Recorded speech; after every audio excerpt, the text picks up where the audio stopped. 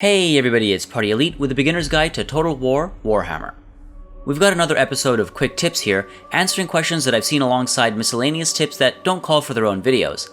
As with every 10th beginner's guide video, as far apart as this one is, I want to give a massive thanks to everybody watching, subscribing, liking, commenting, becoming patrons, and ultimately hanging out on my channel and Discord, the link for which is in the description below.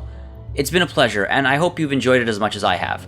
With the mush out of the way, let's get to it. As I've explained, vigour is essential to an evenly matched engagement. For full details on how vigour works, click the I at the top right corner for an in-depth video. Questions came up regarding the vigour reducing ability. At each level respectively, it gives a reduction of 3, 8, and 15% to the rate at which fatigue is gained, or vigour is lost. That can be quite a bit of expense in skill points for very little gain until the very end, despite how important fatigue is to battle. Early on in your campaigns, you're better off spending your skill points elsewhere, coming back to get this vigour reduction at a later point in time. Never underestimate the importance of vision on the battlefield.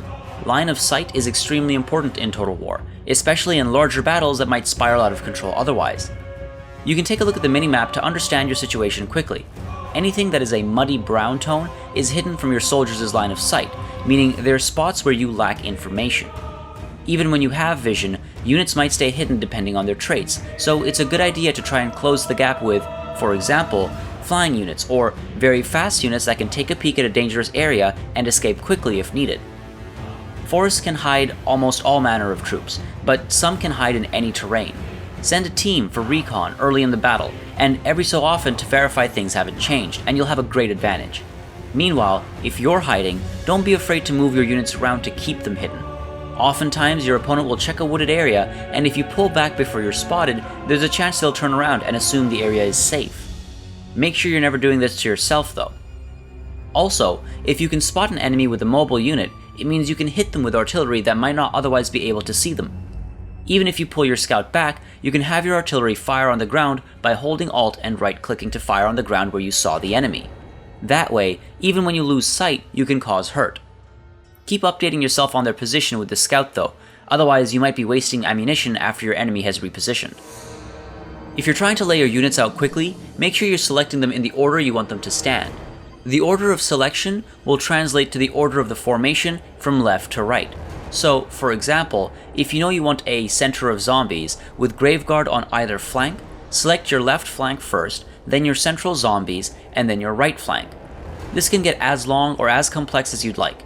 You can also select in this order and group the selection to arrange the group in this order. Use this to speed up deployment, take your enemy by surprise, and quickly rearrange in the middle of battle. Learn your numbers. Know the difference in cost between an overcast spell and a regular cast. This can make a huge difference in the heat of battle.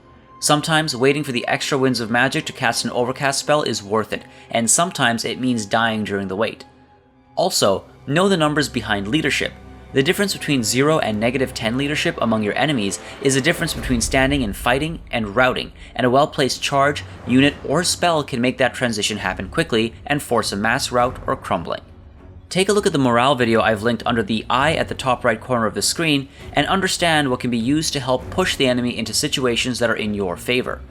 For example, if you intend to use terror, make sure you bring it in at the right time. If your opponent can be set to crumble, make sure you hit that target before disengaging from a good situation. On which note, understand the value of your morale buffing abilities, especially if you're playing as the vampire counts. With any faction, getting a +16 or so to leadership means your units are going to fight for longer. With the vampire counts, crumbling continues to kill units even when they're not engaged. The bonus to leadership can prevent that and ensure that a unit that might otherwise be dead is able to leap once more into the fray to hold the line or push it forward.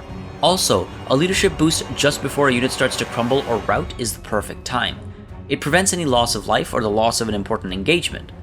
Realize that your morale buffing abilities extend beyond those that you find at the bottom left or bottom right of the screen. Use your leader's aura. Try to take crumbling or wavering units into a safe area where their flanks are secure. Taking a moment to ensure your soldiers maintain a will to fight is difficult in the heat of battle, but it can turn an engagement around and ultimately the entire battle. Again, I want to thank you guys for all your support. As always, if you'd like more tips and tricks and Total War content in general, subscribe to this channel, and I'm always looking for more suggestions and requests in the comments. I've said it multiple times. You guys are awesome, and that's what being a great general is about.